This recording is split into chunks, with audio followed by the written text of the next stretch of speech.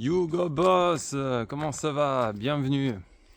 Alors, aujourd'hui on va parler d'un phénomène assez typique qu'on a tendance à vous rabâcher en permanence. Je suis sûr que vous en avez déjà entendu parler. C'est le fameux concept de la responsabilité. Ah, on l'entend toujours ce mot. Dès qu'on devient adulte ou bien jeune adulte, la responsabilité, ce terme qui arrive à toutes les sauces, de tout le monde en permanence. Mais il faut apprendre à être responsable, sois plus responsable, assume tes responsabilités. Alors c'est bien beau, mais qu'est-ce que ça veut dire ce terme exactement? Pourquoi? Parce que déjà quand j'étais plus jeune, j'ai parcouru pas mal de chaînes YouTube, surtout dans ce qu'on appelle le développement personnel, n'est-ce pas? Qui me paraît plus du développement impersonnel, mais enfin bon, ça reste mon avis. En tout cas, sur ces chaînes, il apparaît très régulièrement ce terme de responsabilité. Responsabilité surtout individuelle, bien entendu, pas collectif, hein. Bah non, voyons. Alors, qu'est-ce que ça veut dire ce terme? Eh bien, quand on va sur ces chaînes de développement personnel, moi j'ai remarqué un truc. C'est que la façon dont ils vous transmettent l'information, elle est toujours, ou presque toujours, hyper culpabilisante. C'est-à-dire que vous commettez la moindre erreur, que ce soit objectivement dû à une défaillance dans votre planification et de votre façon de réagir, ou bien pas, même la plupart du temps. Alors ils disent ah ouais, si t'arrives à rien, c'est de ta faute. Si t'as pas réussi à faire quelque chose, c'est ta faute, et ainsi de suite. Et en réalité, tout ça c'est bien entendu fait exprès. Pourquoi c'est fait exprès? Bah pour vous frustrer, bien évidemment. Comme ça, si vous êtes frustré, eh ben vous êtes perdu aussi. Vous paniquez, vous dites « Oh, mais c'est pas possible, mais je fais toujours des erreurs, mais je vaux rien. » Et qu'est-ce que vous faites? Eh ben vous achetez leurs produits, bien évidemment. Et ils sont bien contents, ils s'en régalent. Alors aujourd'hui, j'ai envie de remettre un petit peu les pendules à l'heure. Parce que j'en ai marre de voir ces espèces d'extrémistes de la culpabilité et de la responsabilité vous pourrir la vie. Donc, profitez-en bien, parce qu'aujourd'hui, je vais vraiment vous soulager d'une douleur et d'une anxiété qui peut-être vous guette depuis des mois, voire depuis des années. Alors, qu'est-ce que c'est que vraiment la responsabilité? Alors déjà, le mot, il laisse deviner un petit peu d'où il vient. Responsabilité vient de réponse. Réponse. D'accord?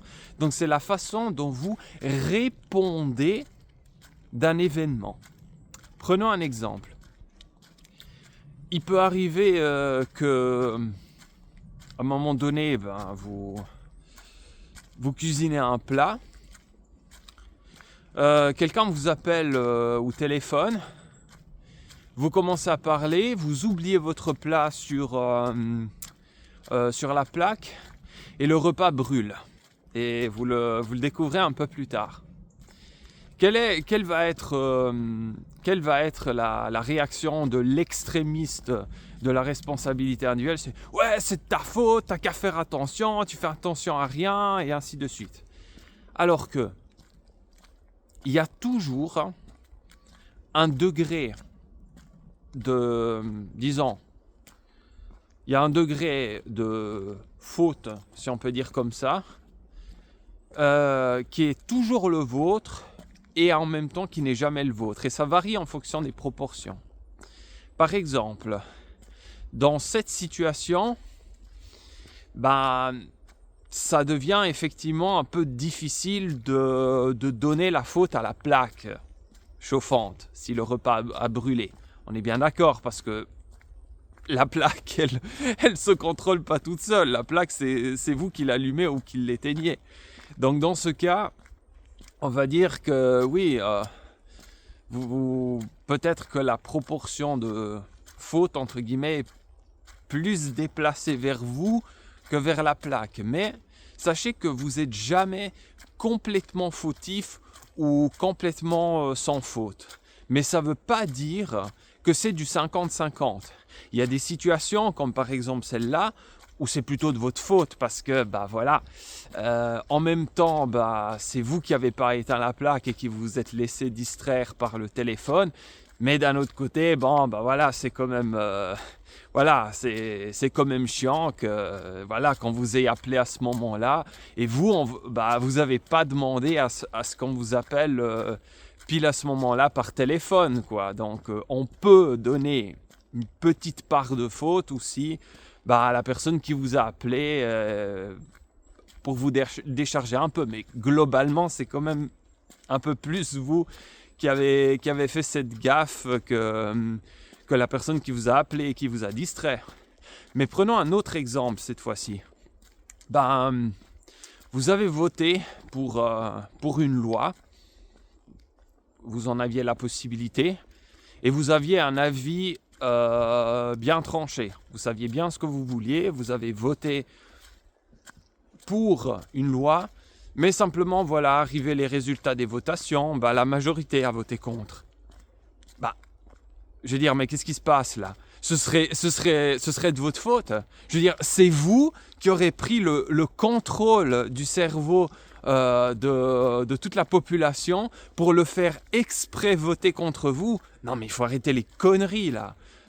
Il y a certains extrémistes qui seraient même prêts à confirmer ce que je viens de dire là. Donc il faut arrêter, je veux dire. Il y a des situations où clairement vous n'aviez pas le contrôle. Parce que c'est ça aussi justement qui apparaît le plus souvent. C'est la fameuse notion du contrôle. Mais il y a des choses sur lesquelles vous n'avez pas le contrôle.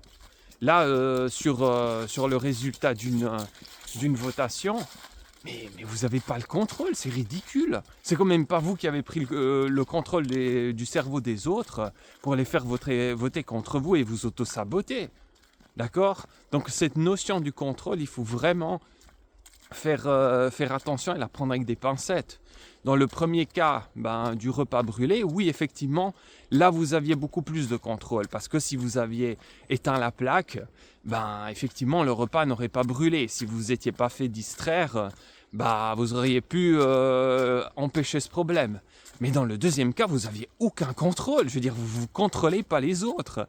Donc, il faut arrêter de tomber dans cette espèce d'extrémisme que, comme quoi que vous fassiez, c'est toujours de votre faute.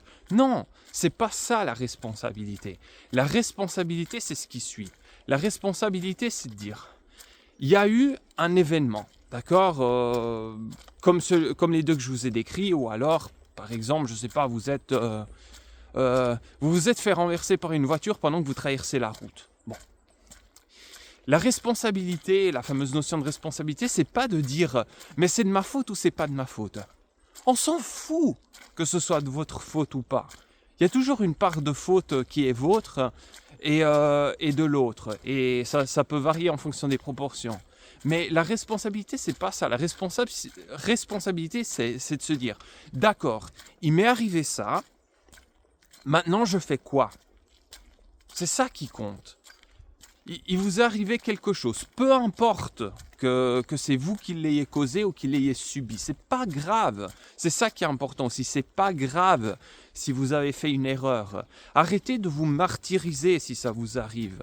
C'est pas grave, l'erreur est humaine et tout le monde se trompe. Et moi je me suis trompé dans ma vie, mais allez savoir combien de fois. Donc c'est pas grave, ça c'est la première chose. Et la deuxième chose, qu'est-ce qu'on fait maintenant ? D'accord ? Il s'est passé cet événement en particulier. On fait quoi maintenant ? D'accord ? Parce que si vous êtes fait renverser par exemple par une voiture, vous ne pouvez pas rester couché là sans rien faire, on est bien d'accord. Vous devez faire quelque chose. Vous devez appeler l'ambulance, ou alors vous devez vous relever. Vous devez faire quelque chose. Et bien la responsabilité, c'est justement ça, c'est répondre. On répond de cet événement. On choisit de faire quelque chose pour pallier à un problème. Il m'est arrivé ci, je fais ça. D'accord ? C'est ça la responsabilité. C'est pas de passer sa vie à se culpabiliser et à se martyriser comme vous disent tous ces coachs à la con là. D'accord ? Donc arrêtez de vous torturer et simplement prenez une décision. Et lorsque vous prenez cette décision, maintenez cette décision, allez jusqu'au bout quand vous prenez une décision. C'est tout. C'est tout ce que vous pouvez faire. Parce que vous ne pouvez pas prévoir tous les pépins. Vous ne pouvez pas anticiper tout dans la vie. Et surtout que si vous avez tendance justement à être des personnes avec un QI assez élevé, c'est un peu le problème, effectivement. Chaque fois qu'il y a un problème, vous dites « Oh, mais j'étais tellement bête que je ne l'ai même pas anticipé. » Je sais, c'est difficile, mais vous ne pouvez pas tout anticiper. Vraiment, ça c'est la chose la plus importante à comprendre. Arrêtez de culpabiliser parce que vous n'avez pas été capable de tout anticiper. C'est pas grave. Ça, c'est le message clé. C'est pas grave. Par exemple, voilà une situation aussi semblable de responsabilité, de prise de décision. Je ne sais pas si vous avez regardé Le Seigneur des Anneaux. Moi, j'adore ce film. À un moment donné, quand la compagnie de l'anneau, elle passe par le fameux col de Caradhras, donc le col enneigé, y a Saruman qui provoque une tempête et qui les empêche de passer parce qu'à un moment donné, il y a un éclair qui foudroie une partie de la montagne. Il y a une avalanche qui ensevelit complètement la compagnie. Et à ce moment-là, si je me trompe pas, c'était le personnage de Boromir. Il dit il faut qu'on fasse quelque chose, on peut pas rester comme ça, ou ce sera la mort des hobbits. Oui, effectivement, parce que s'ils restaient dans la situation où ils étaient, ils allaient morts congelés. Donc, à un moment donné, il y a aussi le nain, la Gimli, qui dit on peut pas passer sur la montagne, alors passons en dessous, passons par la mine de la Moria. Et Gandalf, le magicien, il était très sceptique. Pourquoi ? Parce qu'il avait peur d'affronter le Balrog, cette créature justement qui devait affronter en réalité pour passer à un grade supérieur. Il avait peur, vous voyez.